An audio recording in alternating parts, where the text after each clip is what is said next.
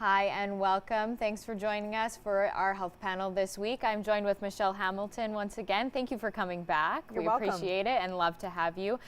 Today we're going to talk about a little bit about PTSD and what it means exactly, how you can get help, and kind of those kind of just in general how we're going to kind of talk about the disease, or I guess you wouldn't even call it that. Would you call it a symptom? Well, it is considered a disorder. A disorder, okay. Yeah.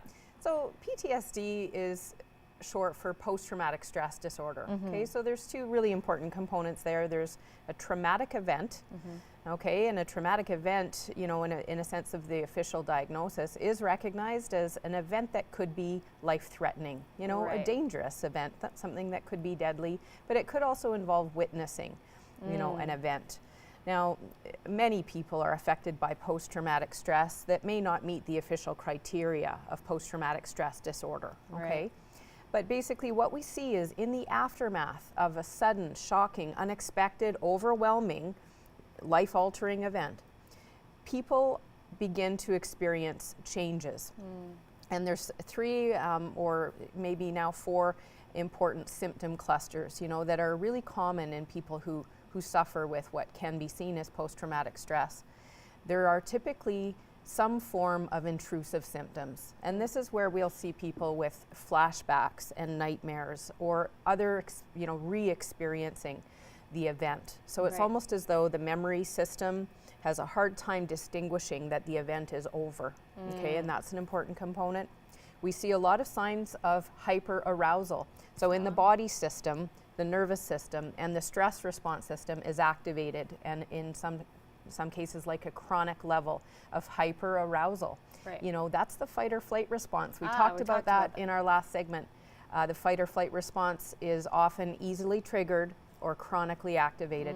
So they're constantly in a state of high adrenaline intensity, which might be experienced in either anger, rage kind of experiences, the fight side of it, or the flight side of it, which is more anxiety, panic, okay, fear. Yeah. Now the other symptom cluster is also avoidance.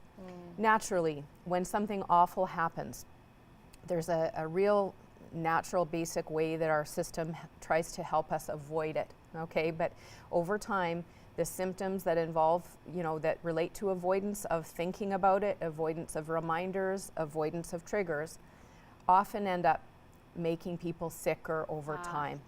So the avoidance component is really important in therapy because we have to help people face some of what they've been through instead of trying to avoid it, block it, you know, in various other ways, you know, sometimes really just disconnect from it. And so with that, how do we go about treating PTSD? How do we start that kind of process of healing? Well, I really, really want to emphasize that I believe that it's important to get the right kind of treatment for PTSD because trauma-related disorders are very much about the brain and the nervous system in the body. So cognitive approaches that are exclusively focused on thoughts and even just telling the story is very often not enough. And there's what we call evidence-informed treatments for trauma.